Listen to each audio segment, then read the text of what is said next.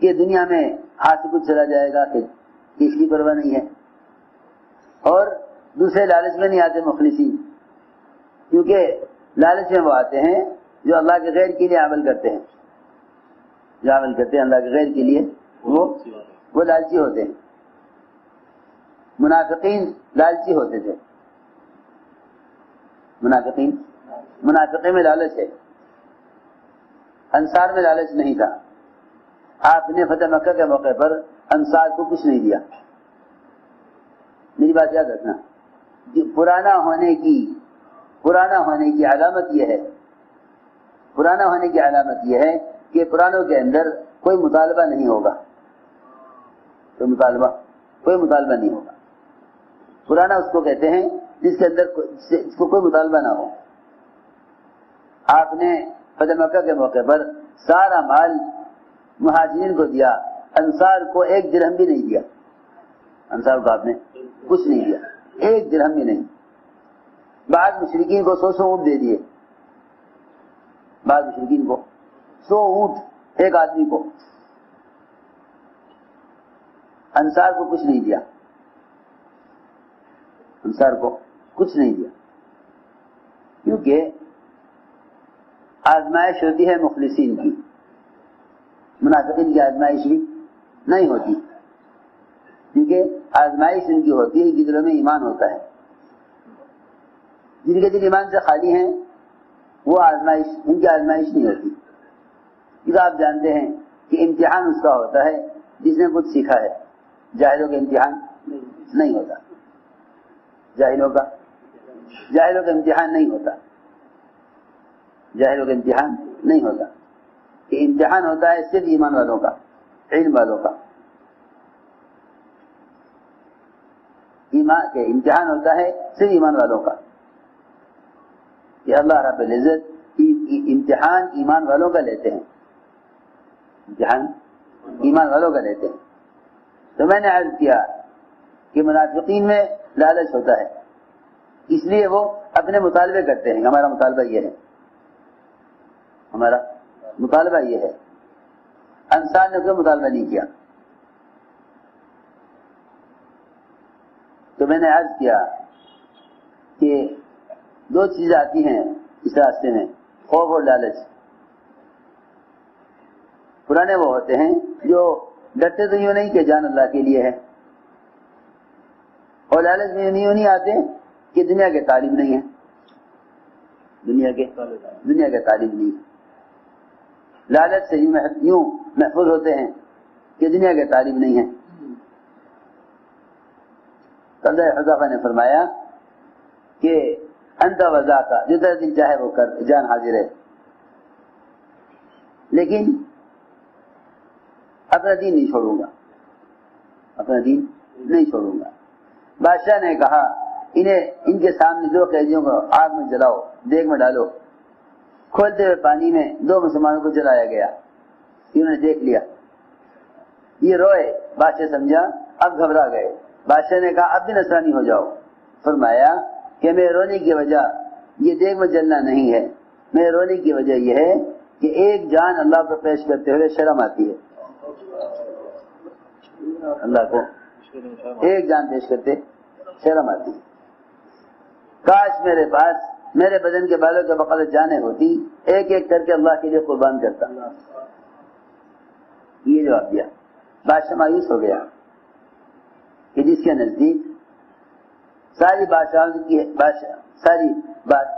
کی کوئی حیثیت نہ ہو، اور جس کے نزدیک جان اتنی حقیر ہو. بادشاہ نے کہا تم میرے سر کا بوسہ لے لو، میں تمہیں چھوڑ دوں گا. میرے سر کا بوسہ لے لو، میں تمہیں چھوڑ دوں گا. فرمانے لگے ایک کافر کے سر کا بوسہ لینا ہے تو بڑا ہی ناگوار کام، لیکن اگر یہ سارے قیدیوں کو آزاد کر دے جتنے مسلمان قیدی ہیں، تو اپنے ساتھیوں کی رہائی کے لیے اس ناگوار چیز کے کرنے میں کیا حرج ہے. اپنے ساتھیوں کے لیے ایک ناگوار چیز کو برداشت کرنے میں کیا حرج ہے. انہوں نے کہا میری بھی ایک شرط ہے سر کا بوسہ لینے میں. یہ کیا شرط ہے؟ کہ سارے قیدیوں کو چھوڑنا ہوگا. اس نے کہا میں سب کو چھوڑ دوں گا, بس تم میرے سر کا بوسہ لے لو. میں نے آگے بڑھ کر اس کے سر کا بوسہ لے لیا. جو آدمی ساتھیوں کے لیے ناگواری برداشت کریں گے نا, اللہ ان کو بڑی عزت عطا فرما لیں گے. وہاں سے واپس آئے سارے مسلمانوں کو کیسے چھڑا کر. حضرت عمر کے زمانے کی بات تھی, سارا قصہ سنایا آ کر. حضرت عمر نے فرمایا ہر مسلمان کے ذمہ واجب ہے کہ ان کے سر کا بوسہ لے. چنانچہ سب سے حضرت عمر کھڑے ہوئے, ان کے سر کا بوسہ لیا. پھر سارے مسلمانوں نے عبداللہ بن حذافہ کے سر کا بوسہ لیا کہ اس راستے میں جو تکلیف اٹھائیں گے, ناگواری برداشت کریں گے, اللہ ان کو اس طرح عزت دیں گے. میں پوری بات عرض کر رہا تھا کہ دعوت اصل ذریعہ ہے اپنے دین پر استقامت کا. جب دعوت چھوٹے گی تو غیروں کی طرف سے پیشکش آئے گی. سنو, غیر اپنی طرف بلاویں گے. اگر مسلمان حق کی دعوت سے بیٹھ جائے گا, اگر مومن حق کی دعوت سے بیٹھ جائے گا تو غیر اپنی طرف بلائیں گے. حضرت کعب بن مالک رضی اللہ تعالیٰ عنہ تبوک میں جانے سے رہ گئے.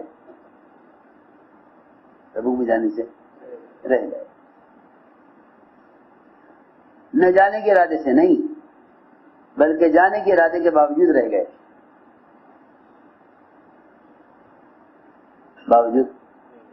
جانے کے ارادے کے رہ گئے. یہ نہیں تھا کہ جانا نہیں ہے. سنو غور سے میرے دوستو عزیزو, خروج اتنا تھا اللہ کے راستے میں, پھرنا اتنا زیادہ تھا, اور پوری امت مسلمہ نقل و حرکت پر ایسی مجتمع تھی کہ خروج سے منافقین بھی انکار نہیں کرتے تھے. آپ اندازہ کریں, خروج سے منافقین بھی انکار نہیں کرتے تھے. اس زمانے میں تو مسلمان اور عام مسلمان نہیں, پڑھا لکھا مسلمان وہ خروج سے انکار کر بیٹھا.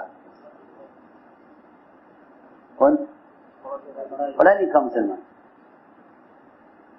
جس کو اللہ نے علم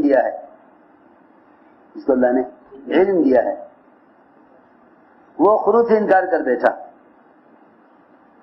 حالانکہ عجیب بات یہ ہے کہ دور صحابہ میں خروج اور نقل و حرکت اتنی عام تھی کہ ایک منافق بھی خروج سے انکار نہیں کرتا تھا. منافقین خروج سے جھوٹے آزاد تو کرتے تھے, انکار نہیں کرتے تھے. منافقین خروج سے جھوٹے آزاد تو کرتے تھے لیکن انکار نہیں کرتے تھے. دیکھو تم نے خود دیکھو قرآن میں کہیں کہیں گے لا تنفروا فی الحر, کہ بھائی نکلو تو صحیح, نکلنے سے تو انکار نہیں ہے, لیکن گرمی میں مت نکلو, موسم دیکھ کر موقع سے نکلو. لا تنفروا فی الحر, گرمی میں مت نکلو. اللہ نے فرمایا کہہ دیجئے ان سے جہنم کی آگ زیادہ گرم ہے. جہنم کی آگ زیادہ گرم ہے, کیا مطلب ہے اس کا؟ اللہ اکبر. اگر تم اللہ کے راستے میں پیدل نکل جاؤ تو پیدل اس راستے میں چلنا جہنم کی آگ کو حرام کر دیتا ہے. جہنم کی آگ کو حرام کر دیتا ہے. جہنم کی آگ کو اس راستے میں پیدل چلنا حرام کر دیتا ہے. تو میں نے عرض کیا کہ منافقین بھی نکلنے سے انکار نہیں کرتے تھے, اگر یہ جھوٹے آزار کرتے تھے. جھوٹے آزار کرتے تھے, انکار نہیں کرتے تھے. کعب بن مالک رضی اللہ تعالیٰ عنہ نکلنے کے ارادے کے باوجود رہ گئے, اور ٹلتا گیا خروج. اب نکلیں گے, جب چاہیں گے نکل جائیں گے. 2 سواریاں ہیں, سفر کی سہولت ہے, 2 سواریاں ہیں. اس وقت مال بھی میرے پاس کافی ہے, مجھے نکلنے میں کوئی دقت نہیں, جب چاہوں گا نکل جاؤں گا. یہاں تک کہ خروج کا وقت گزر گیا. آپ واپس آ گئے. آپ جانتے ہیں جو کچھ قابل مالک پر گزری، جو بھی ان پر سب حالات گزرے، زمین تنگ ہو گئی ان پر اپنی وسعت کے باوجود، اپنی ذات تنگ ہو گئی، اپنے آپ سے وحشت کہ تو نے یہ کیا کیا. آدمی سے جب کوئی کسی آدمی کو اپنے گناہ کا احساس ہوتا ہے نا تو اسے اپنے آپ سے وحشت ہوتی ہے. یہ بھی اللہ نے فرمایا ضاقت علیہم انفسہم، اور یقین ہو گیا ان کو کہ اللہ کے سوا پناہ کی کوئی جگہ نہیں، اللہ کے سوا پناہ کی کوئی جگہ نہیں. سنو غور سے،